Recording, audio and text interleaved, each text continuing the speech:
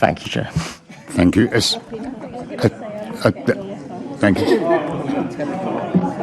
So it was the creation of the earth, wasn't it? Very good. Lovely commentary. Let's get on with the business. Assembly Member Ahmad. Thank you, Chair. Good morning, Mr Mayor. Back to policing. Mr Mayor, you and I have had this conversation so many times in this chamber, and any second now the Conservative group will start shouting and chanting as they always do. But the facts are this.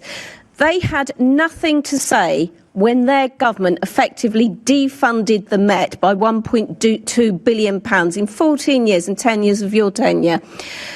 This forced the Met to make £850 million worth of savings between 2010 and 2018. Mr Mayor, since you were elected, you've more than doubled funding from City Hall to make up this shortfall. If the Conservatives support police as much as they claim, don't you think they should be thanking you for stepping up when their government so shockingly let Londoners down? I mean, the hypocrisy from the Conservatives is remarkable. When Boris Johnson was mayor, he closed down 341 police stations and police buildings. Did you hear a word from the Conservatives during that period? He closed down 83 front counters. These guys are disciples of Boris Johnson, let alone protégés. The previous government, Messrs Cameron Clegg, remember him, Nick Clegg? Cameron Clegg, Cameron May, Johnson, Truss, Sunak. I may have missed one out. They cut 1.2 billion pounds from the Met Police budget, core funding.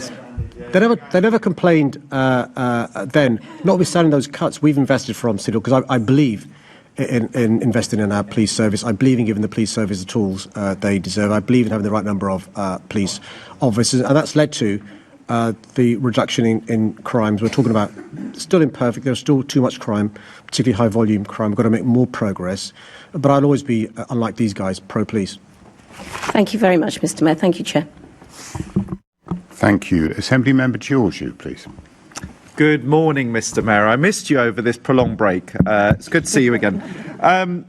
Mr Mayor, under your failed decade as Police and Crime Commissioner of our great city, shoplifting has gone up by 94%. Theft from person has gone up by 146%. Public order offences have gone up by 24%. Robbery has gone up by 43%. Do you think this explains why the boss of M&S said that you do not have a grip on policing and are not prioritising policing? But Chair, can I park for a second the knockabout on stats, because you raised a very important point about shoplifting. It is a serious issue. So I'll come back. I can have the knockabout stuff in a little while if he wants to. It is serious. I've spoken to retail workers who've been assaulted, shopkeepers who have stopped reporting it now because they think, what's the point in reporting it? And it affects the relationship we have with law and order and a sense of unfairness. And we've got to get a grip on the issue of shoplifting. Other things as well, personal theft, personal robbery is also an issue. We can come to that as well as he wants. And so I want to address this in the way it deserves, which is it is a problem. We're addressing this. Over the last year, we've changed, the police have changed how they respond to this, which has led to some improvements, not enough. We need to make more improvements here as well. Can I give some examples of the stuff we need to improve on? The police must respond to every complaint made of shoplifting. In the past, they weren't, and they've accepted that. They're going to do that. And it was a chicken and egg situation. The shops weren't reporting it because the police weren't responding. The police weren't, and so it's a big problem for everyone, and crime carries on.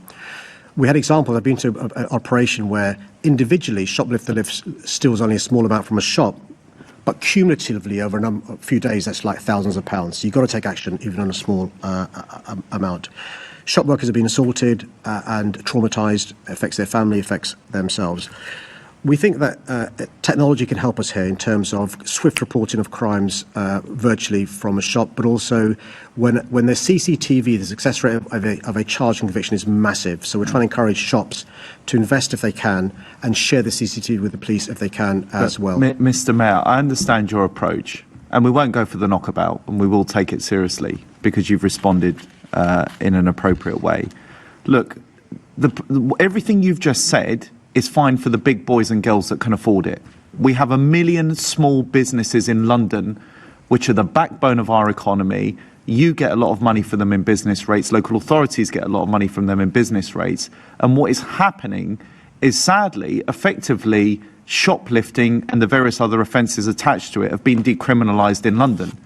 So, you know, with the greatest respect, and you can respond in any way that you see fit, of course, it's all well and good saying these things now. You have been Mayor of London for 10 years. I'm not saying that other cities are not immune to these sorts of occurrences, but in London it seems to be a particular problem. So rather than talking about technology and what the big operators and shops and businesses can do, can you just please respond on a way the Met can respond to support smaller businesses, of which there are 1 million in London? Yeah. So, firstly, he's right to remind all of us this is a nationwide problem. I speak to USDOL regularly, the trade union who represents shop workers across the country, small, medium and large. And this is an issue across the country. The disturbances we saw in Birmingham were the same week as we saw issues in Clapham. So it's a nationwide issue. So the good news is, because of our investment in policing and because of the Commissioner's focus on neighbourhood policing, having the conversation with the one-person shopkeeper that would happen before, giving good crime advice, giving good preventative advice. Actually, a lot of those corner shops, retail high street shops, do have the technology. They do invest in CCTV. They do have panic buttons, and they do know they do now know the neighbourhood police officer on first name terms. They also, a lot of them have great business improvement districts that work. But I'm with sorry the police to interrupt you, Mr. Mayor. That doesn't necessarily work. You know, if you look at the area I represent, Cockfosters, you know, very tidy high street, but we've only got about 3-4 ward officers, and there's a constant turnaround. So the problem is, and they're on shift patterns, so you can't always reach out to a local officer to have those conversations. So look, I'll leave it there, but the one thing that I would say, and perhaps you can put it in writing, is a way forward that you could see possibly for a change in legislation to crack down on shoplifting and possible future actions and powers the government can give you and the Met to tackle this more appropriately. Can I answer this two ways? Firstly, the government's listened to some of our requests in terms of the threshold before the £200 summary trial issue, but also the powers that the police have to go in. Can I make an offer to him? I'm really happy for the police to listen to him in terms of his councillor experience and what shopkeepers are telling him about what more the police can do to reassure them in relation to the challenges he's raised. And I'm sure the police will be more than happy to meet with him to take on board his ideas. Thank you, Mr. Chairman.